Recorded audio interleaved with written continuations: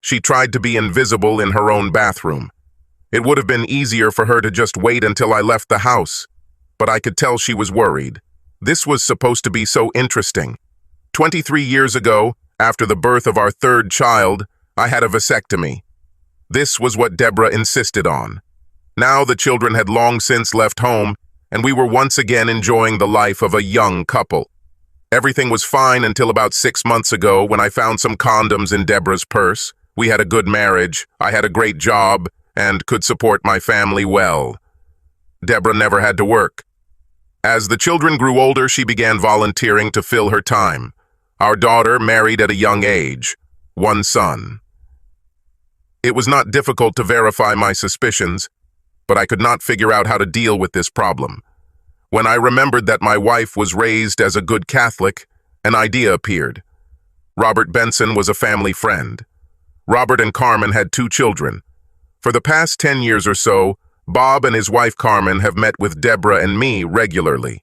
We went to the theater, sporting events, picnics, and even vacationed together a few times. I never noticed anything between Deborah and Robert that I considered inappropriate or suggestive. It must have happened when I wasn't paying attention. My relationship with Deborah has never changed. Her daily routine, self-care, and personal habits have never changed. Our sex life hasn't changed at all.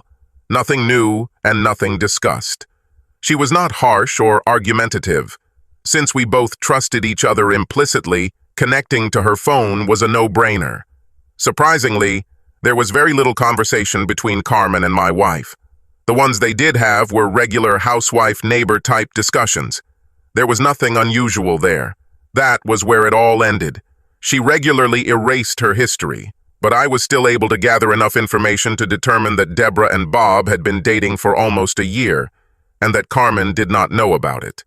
I made a mental note to talk to Carmen later. The vasectomy was entirely Deborah's idea.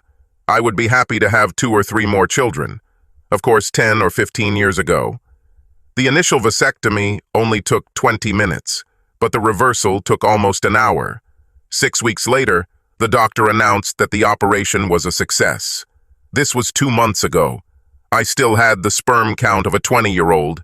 I sat at the kitchen table with a cup of coffee and waited. It was impossible not to notice the worried expression on her face as she sat down opposite me. I knew it would only be a matter of time before life forced her to buy a pregnancy test kit. She knew deep down that there was no way I could be the father. Now she had to explain to me how she got pregnant. I waited with a big smile on my face as she awkwardly tried to get comfortable. "Donald, we need to talk. The main question here is, what the hell was I thinking? In fact, this is only the first question, and there are many of them. Where should I go next? Should I keep her or let her go? Since it's my child, am I stuck with her? Should I tell her I'm the father or let her hang herself? Should I tell Carmen? What am I going to do with Bob? Did I shoot myself in the foot? Should I try to convince her that Bob is the father? Should I disappear into the sunset?